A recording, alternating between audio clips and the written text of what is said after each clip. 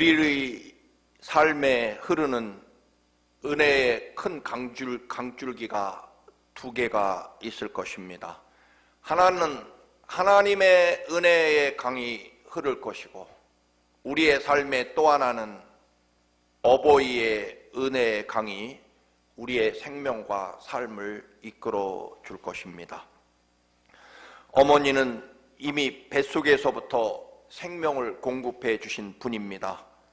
부모님께서 키워주시고 가르치신 은혜는 고사하고, 뱃속에서 10달 동안 입은 은혜도 우리는 사실 다 갚지 못할 것입니다. 우리의 아버지는 자식을 위해 평생 무거운 짐을 견디고 살아오셨을 것입니다. 우리 기독교는 한마디로 말하면 은혜를 알고 은혜에 감사해서 은혜를 헛되이 하지 않으려고 살아가는 종교가 기독교라고 볼 수 있습니다. 당연히 그 은혜는 하나님 은혜와 또 하나 부모님의 은혜일 것입니다. 그래서 은혜를 모르고 감사할 줄 모르는 사람은 한마디로 하나님 백성이 아니며 기독교인이 될 수 없다라고 단언할 수 있을 것입니다. 기독교의 가장 중요한 계명인 10계명에서 4계명까지는 하나님 은혜에 관한 계명일 것이고, 사람에 관한 계명 첫 번째, 즉 제5계명부터 네 부모를 공경하라고 시작됩니다. 성경은 셀 수 없는 곳, 아마도 수백 군데를 제시할 수 있을 만큼 네 부모에게 공경하고 순종하라고 명령하십니다. 심지어는요, 부모를 공경하지 않은 자식은 돌로 쳐서 죽이라고 하는 그런 심각한 명령까지 우리 구약 성경에 나와 있는 것을 볼 수 있습니다. 세상에 어떤 종교가 부모를 공경하지 않으면 돌로 쳐 죽이라는 그런 종교가 세상에 어디 있겠습니까? 그만큼 우리 기독교는 하나님 은혜와 부모님의 은혜 안에 사는 종교다라고 볼 수 있습니다. 그래서 사도 바울은 그 유명한 에베소서 6장 1절에서 3절까지 자녀된 이 여러분, 주 안에서 여러분의 부모에게 순종하십시오. 이것이 옳은 일입니다. 하나님 나라에서 옳은 일이라는 것입니다. 네 부모를 공경하라고 하신 계명은 약속이 딸린 첫 번째 계명이라는 것입니다. 무슨 약속이요? 네가 잘되고 땅에서 오래되는 하나님의 가장 위대한 축복이 보장된 하나님의 축복의 계명이 바로 부모에게 공경하라는 계명이라는 것입니다. 부모를 공경하면 반드시 하나님의 위대한 축복을 받게 되어 있다라고 하는 약속이 딸린 계명, 첫 번째 계명이라는 것입니다. 골로새서 3장 20절에 보면 자녀된 이 여러분, 이 모든 일에 부모에게 복종하십시오. 이것이 주님을 기쁘게 해드리는 일입니다. 부모를 공경하는 것은 하나님을 기쁘시게 해드리는 일이라는 것입니다. 혹시 우리는 부모도 부모 나름이라고 생각하는 자녀들도 있을 것입니다. 그러나 그렇지 않습니다. 부모의 훌륭함과 희생과 관계없이 하나님 은혜 안에 사는 사람은 어떤 부모든 사랑하고 공경해야 된다는 것이 의무이고 옳은 일이고, 그리고 그것이 복된 삶을 살아가는 길이라고 하는 것이기 때문입니다. 또 하나, 우리도 우리의 훌륭함이나 공적 때문에 주님이 나를 위해 십자가에 대신 죽으신 것은 결코 아니고, 오로지 전적인 주님의 전적인 은혜로, 사랑으로 우리의 훌륭함과 관계없이 십자가에 나를 위해 죽으신 그 은혜로 우리가 존재하기 때문일 것입니다. 텍사스의 한 남자가 아내와 어린 4 자식을 버리고 캘리포니아로 가서 30년 동안 자기만 위해 살다가 죽었다고 합니다. 돈 한 푼 없이 죽었습니다. 그런데 뻔뻔하게도 유언은 자기 고향과 가족이 있는 곳에 자기를 묻어달라는 유언을 남겼다고 합니다. 당연히 고향 이웃들은 물론이고 아내와 자식들은 모두 분노합니다. 세상에 그 사람이 우리와 무슨 상관이라, 아버지와 남편으로 우리에게 해준 게 도대체 뭐냐, 그 사람 때문에 아내와 네 자식이 얼마나 고생했고 아내와 그 네 자녀가 살아가느라 흘린 피눈물이 얼마인데 이제 와서 뻔뻔히 고향과 가족 곁에 묻히고 싶다고 말할 수 있나? 큰아들은 그러나 아무 말 없이 자기 재산을 팔고 빚을 얻어 아버지의 시신을 운구해서 장례를 치렀다고 합니다. 비난하는 동생들에게 형이 말합니다. 하나님께서는 네 부모를 공경하라고 명령하셨을 뿐 어떤 부모냐를 따져서 골라서 공경하라고 하신 말씀은 없다.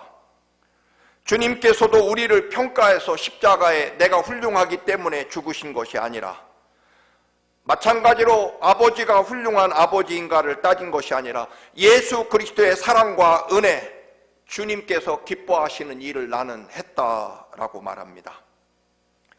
우리의 삶의 이유와 행동과 판단의 기준은 아버지 하나님께서 내게 주신 은혜, 특별히 십자가 그 보혈의 사랑과 죽으심의 은혜가 우리들이 뭔가를 판단하고 선택하는 기준이 되는 것, 그것이 그리스도인의 삶이라는 것입니다. 그리고 또 한 가지 이유가 있다면 우리는 아무리 헤아리고 알려고 해도 부모님의 그 큰 사랑과 은혜를 다 헤아릴 수조차 없기 때문에 그렇다라고 하는 것입니다. 오래전부터 인터넷에 떠도는 감동적인 이야기 대부분은 사실 누군가가 지어낸 이야기이고 사실과는 별로 관계없는 것이 대부분입니다. 이 글도 어느 여자대학교에서 입상한 글짓기라고 전해지지만 사실은 확인해 보면 그렇지는 않을 것입니다. 그러나 그럼에도 불구하고 이 이야기가 주는 의미는 대단히 커서 여러분에게 소개합니다. 여러분도 한번 조용히 속으로 읽어보시기 바랍니다. 어머니, 나에게 티끌 하나 주지 않은 거지가 도와달라고 손을 내밀면 불쌍하다고 생각했습니다. 그러나 나에게 전부를 준 어머니가 불쌍하다고 생각해 본 적은 없었습니다. 나한테 밥 한 번 사준 친구가 고마웠습니다. 때론 너무 감동해서 답례로 저도 밥을 사며 고맙다고 말합니다. 그러나 평생 날 위해 밥을 짓고 늦은 밤까지 기다리는 어머니에게 감사하다고 말한 적은 없습니다. 영화나 드라마 속의 배우들이 연기하는 사실도 아닌 슬픔과 고통의 연기가 너무 아픔으로 느껴져 하염없이 울었습니다. 그러나 나를 위해 애쓰셔서 지치고 힘든 어머니가 고맙다고 안타까워 울어본 적은 없습니다.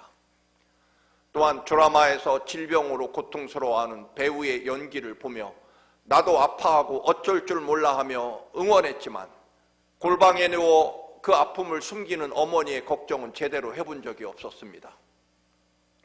만난 지 얼마 안 되는 애인에겐 수없이 사랑한다고 고백했습니다. 그런데 저를 낳아주시고 평생을 가르치시고 희생하신 어머니에겐 사랑한다고 말한 기억이 없습니다.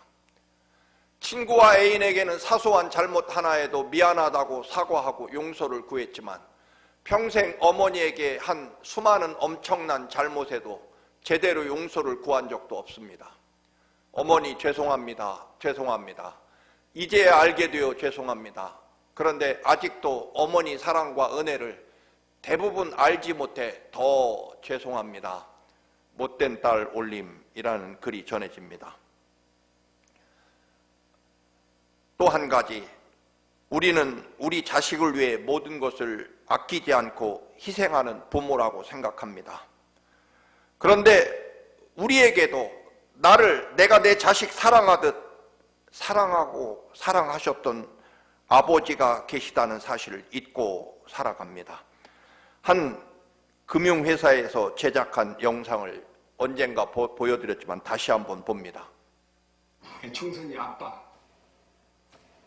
진영이 아빠. 항상 미안해요, 걔한테는.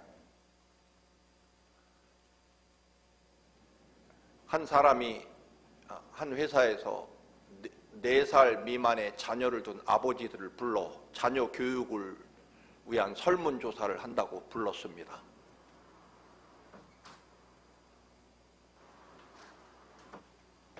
질문 내용은 4살짜리 아이들을 둔 아버지에게 묻는 질문입니다. 아이가 제일 좋아하는 음식이 무엇입니까? 아이의 모습을 지켜본 적이 있습니까? 당신 지갑에 아이 사진이 몇 장이나 있습니까? 아이에게 사랑한다고 마지막에 말한 적은 언제입니까? 이 질문을 바꾸어서 다시 또 물었습니다.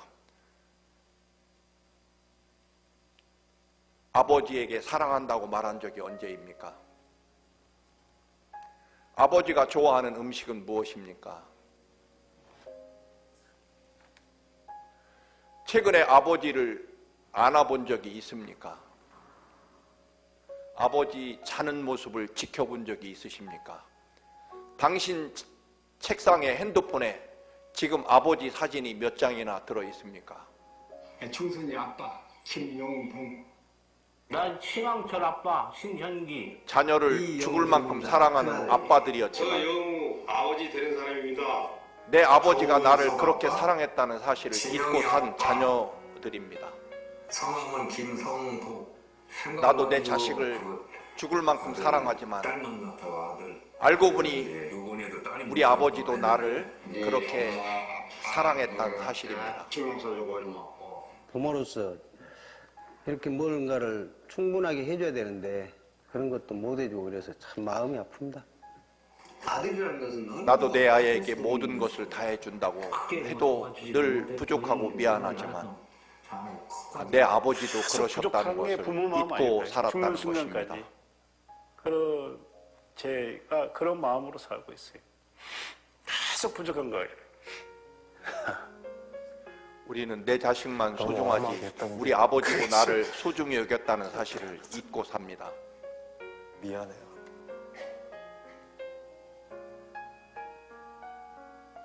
항상 내가 부족하고 항상 미안해요. 저한테는. 항상 부족하고 항상 미안하다고 미안하다, 말하는 참. 아버지들, 모든 것이 물론 부족하고 어머니도 그럴 것입니다. 못 가르치고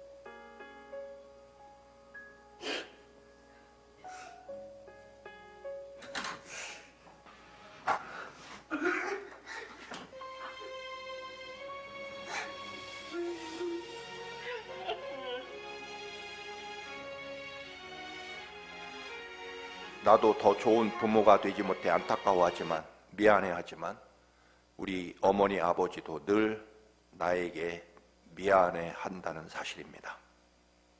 그리고 우리에게는 이제 그런 부모님이 거의 계시지 않지만 그런 분이 또 한 분 지금 여전히 계십니다. 바로 우리 예수님 하나님 아버지이십니다. 그래서 오늘 본문 탕자의 비유를 다시 한번 살펴보고자 합니다. 평생을 자식을 위해 살아온 아버지, 피와 땀으로 죽도록 일해 내 집도 마련하고 어느 정도 남부럽지 않은 재산도 형성했습니다. 이제 평생 수고한 아버지를 대신해 두 아들이 열심히 일하고 감사하고 효도를 받을 때가 되어 갑니다. 그런데 갑자기 둘째 아들놈이 아버지가 죽으면 물려줄 재산을 미리 달라는 것입니다. 평생 아버지의 땀과 눈물로 이룬 아버지 재산인데도 둘째 아들은 마치 그것이 당연히 자기 것인 것처럼, 그럴 권리가 당연히 자기에게 있는 것처럼 재산을 달라고 합니다. 오직 자기 욕심과 권리만 생각합니다. 아버지의 눈물과 땀, 아버지의 희생과 권리, 그리고 슬픔과 아픔에는 전혀 관심이 없습니다. 오로지 부모, 형제, 나라와 민족에서 벗어나려는 자기 생각뿐이었습니다. 그런데 놀라운 것은 아버지의 태도입니다. 유산을 요구하는 둘째 아들에게 흔히 이런 못된 놈 같으니 네 놈이 아직도 이 애비가 시퍼렇게 살아있는데 유산을 달라고 하느냐? 네 아버지가 당장 죽으라는 말이지. 내가 평생 안 먹고 안 쓰고 피땀 흘려 이룬 내 재산인데 네 놈이 도대체 한 일이 뭐 있다고 유산을 달라고 하느냐? 당장 내 집에서 썩 나가라. 그렇게 혼내기는커녕 아버지는 아무 소리도 못하고 작은 아들의 요구에 따라 재산을 나누어 줍니다. 다른 사람들은 말했을 것입니다. 그것도 자식놈이라고. 아버지가 죽기를 바라는 자식이 무슨 자식이냐. 당장 흔히 말하는 다리 몽둥이를, 다리를 부러뜨려 쫓아버려야지. 아마 남들은 그렇게 말할 것입니다. 그런데요, 내가 낳은 내 아들인 아버지는 그러지 못합니다. 둘째 아들의 말에 단 한마디도 하지 못한 채 말없이 유산을 나누어 주게 됩니다. 왜 그럴까요? 이유는 없습니다. 내가 낳은 내 자식이기 때문입니다. 그것이 부모이고 아버지라는 것입니다. 그리고 그 아버지는 또한 우리 하나님 아버지시라는 것입니다. 하나님의 형상으로 창조해 주셨고 하나님의 영을 불어 넣어 주셨고 하나님의 숨결을 불어 넣어 우리를 하나님 자식으로 창조해 주신 그 이유 때문에 아들 예수 그리스도를 십자가에 죽게 하시며 아들의 피와 목숨으로 우리를 구원하시고 살려내셨기 때문이라는 것입니다. 하나님의 사랑하는 자녀이기 때문입니다. 그래서 우리가 구원받고 하나님 앞에 은혜 가운데 서 있는 것 그것뿐입니다. 그런데 우리도 어느새 그 주님의 보혈의 은혜를 내 권리로 내 것으로 착각합니다. 그리고 끝없이 하나님의 마음과 아픔을 헤아리기는커녕 늘 하나님에게 뭔가를 요구하기만 하는 둘째 아들과 같은 삶을 살아가고 있다라고 하는 것입니다. 우리가 아는 대로 유산을 받은 둘째 아들은 아버지가 없는 먼 나라로 가서 허랑방탕 살아가다가 모든 재산을 탕진하고 빈털터리가 됩니다. 목숨을 부지하기 위해 유대인들이 목숨 걸고 결단코 멀리하는 돼지 그 목장에서 일하게 됩니다. 하나님의 거룩한 백성으로서의 경건함과 하나님 말씀조차 버리게 됩니다. 아마도 평생 고생해 본 적도 없고 일해 본 적도 없어서 그런지 돼지를 치지만 품삯도 제대로 된 음식도 받지 못해 결국 돼지가 먹는 음식, 사료를 먹으며 목숨을 부지합니다.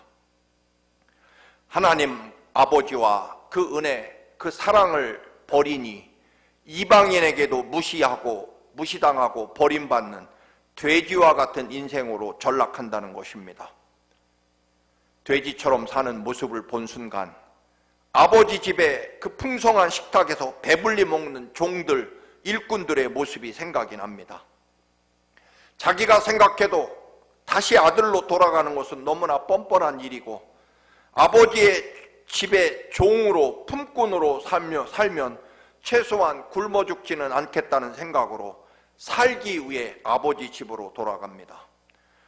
그런데 그 늙은 아버지가 매일 마을 동네 밖을 바라보며 아들을 기다리다가 그 시력도 어두운 늙은 아버지가 먼저 방탕한 아들을 발견하고 그 늙은 아버지가 먼저 뛰어가서 아들을 끌어안고 아들아 살아 돌아와서 고맙다라고 눈물 흘리며 입을 맞춥니다. 그리고 더 놀라운 것은 동네방네 소리치며 자랑합니다. 동네 사람들, 우리 아들이 죽지 않고 살아서 돌아왔습니다. 모두 우리 집으로 모이십시오. 내가 살찐 송아지를 잡아서 큰 잔치를 벌이겠습니다. 내 아들이 살아서 돌아왔기 때문입니다. 동네 사람들은 필시 비웃었을 것입니다. 아이고 저런 것도 자식 새끼라고 속도 없이 끌어안고 고마워 눈물을 흘리다니 자식을 저렇게 키우니까 그 모양이지. 나 같으면 다리 몽둥이를 분지러뜨리고 감히 내 집에 들어오느냐고 그 자리에서 내쫓았을 것이다 라고 말했을 것입니다. 왜 그랬을까요? 내 아들이 아니니까 그렇습니다. 동네 사람들이 더 기절할 일은 그 못된 아들에게 제일 좋은 옷에 금반지에 새 신발을 신겨줍니다. 이 말은 너는 여전히 영원히 내 아들이다라는 뜻입니다. 사실 아들은 원래 굶어 죽기 싫어서 아버지 집에 종들조차 배불리 먹는 것 생각하고 살기 위해서 돌아온 목적이었습니다. 그런데 여전히 아들로 받아주시는 아버지의 사랑에 자기 잘못을 깨닫고 고백합니다. 그러나 아버지는요, 아들이 비는 용서와 잘못을 귓전으로도 듣지 않습니다. 왜냐하면 이미 용서했기 때문입니다. 더 정확하게는 단 한 번도 아들이 아닌 적이 없기 때문에 아무리 방탕하고 아무리 유산을 상속받아 먼 나라 가서 허랑방탕하게 창녀와 놀아나며 재산을 없애버린 그 방탕한 아들이었지만 단 한순간도 아들이 아닌 적은 없었기 때문에 아버지, 저는 이제 아들이 아닙니다. 저를 종으로, 일꾼으로 받아주십시오라는 아들의 말에 전혀 반응하지 않습니다. 다시 말씀드립니다. 왜요? 너는 언제나 내 아들이었기 때문이라는 것입니다.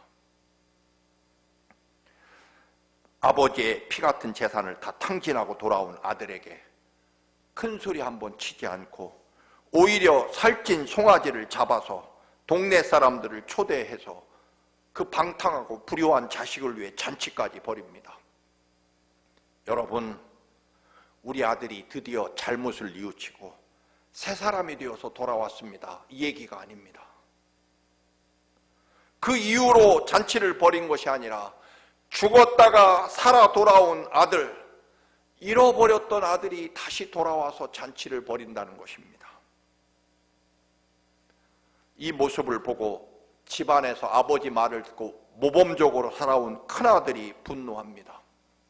그런데요, 큰아들도 결국 어느새 아버지의 유산을 자기 것으로, 왜 내 재산, 내 송아지를 그 못된 창녀에게 모든 재산을 팔아먹고 돌아온 그 아들을 위해 내 송아지를 잡느냐 하는 분노를 큰아들이 표출하게 됩니다. 사실 큰아들이 가진 재산도 원래는 아버지가 피눈물을 흘리며 피와 땀으로 일군 재산이었지 큰아들이 재산을 늘린 것은 아니었을 것입니다. 그런데 큰아들도 어느새 결국은 아버지의 유산이 동생 건 지가 받아갔으니 남은 것은 내 재산이라고 하는 권리를 주장하게 된다는 것입니다. 그런데 아버지는요, 놀랍게도 큰아들에게도 전전긍긍합니다.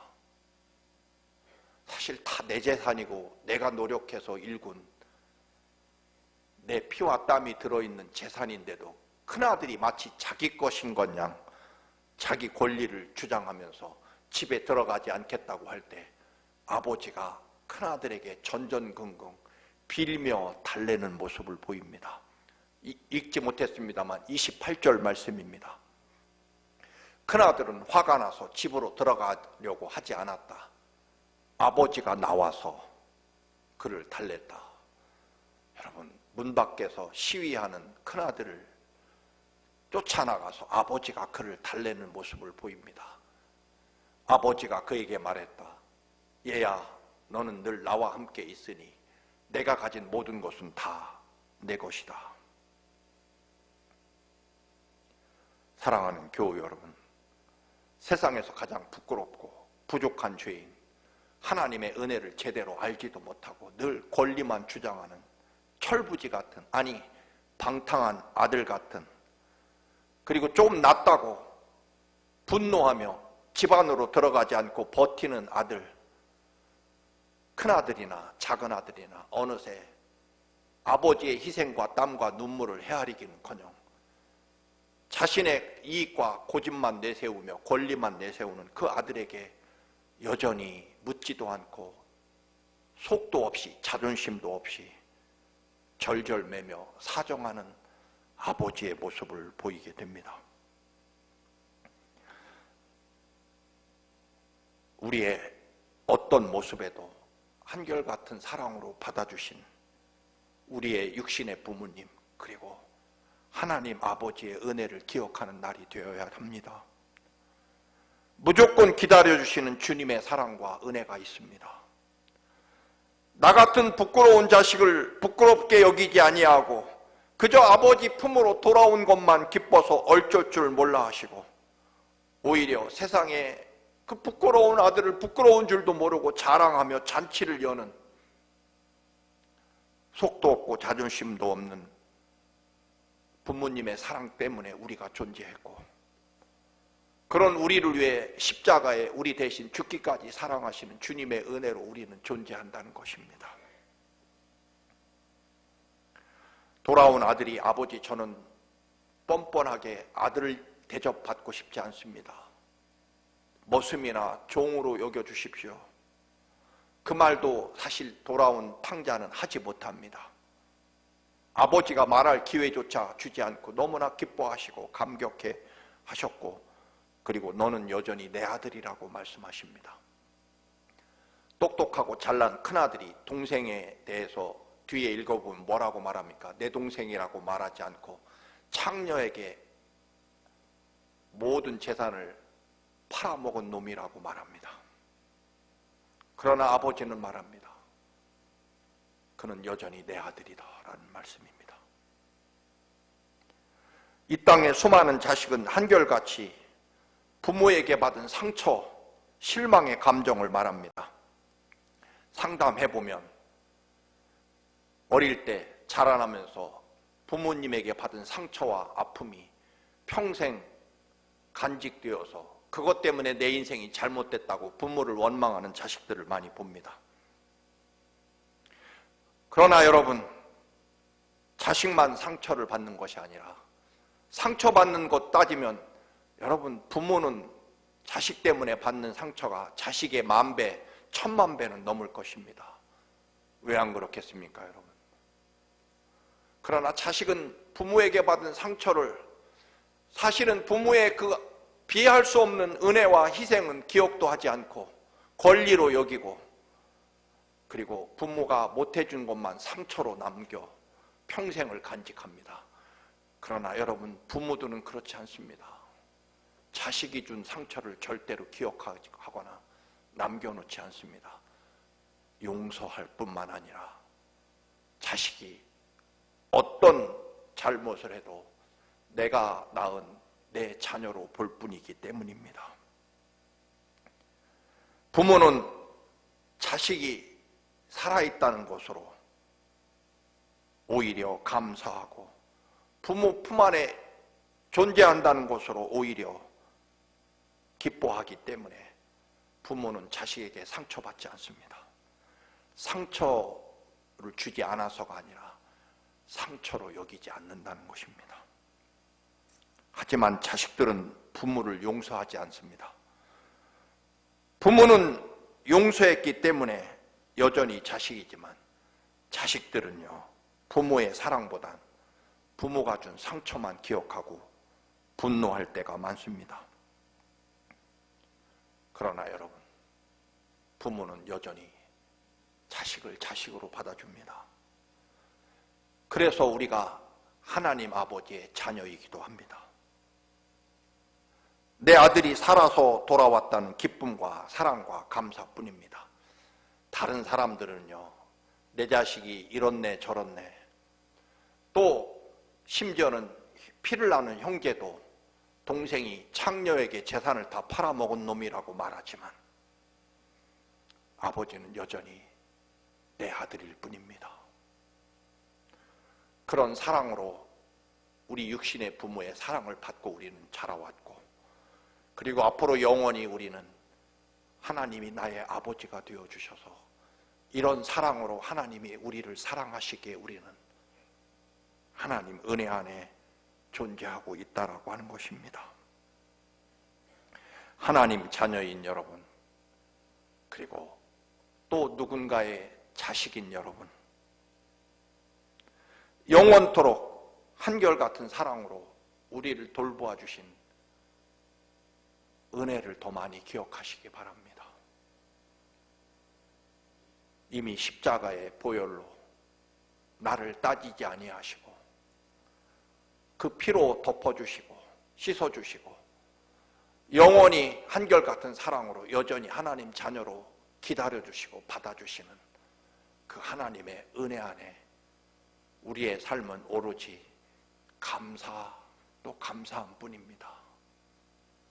비록 이 자리에 계신 대부분의 부모님은 안 계시겠지만 우리는 그 은혜와 희생으로 존재했고, 또 앞으로 우리는 하나님 아버지를 모시고 그 영원한 사랑과 은혜 안에 살아갈 것입니다. 여전히 우리의 허물을 탓하지 아니하시고 더 큰 보혈의 은혜로 덮어주시고 사랑해주시는, 기다려주시는 하나님께로 끝없이 돌아가시기를 바랍니다. 아버지 사랑 안에 거하시고, 그리고 그 은혜를 기억하고 감사하는 여러분의 믿음이 되시기를 주님의 이름으로 축원합니다. 아멘.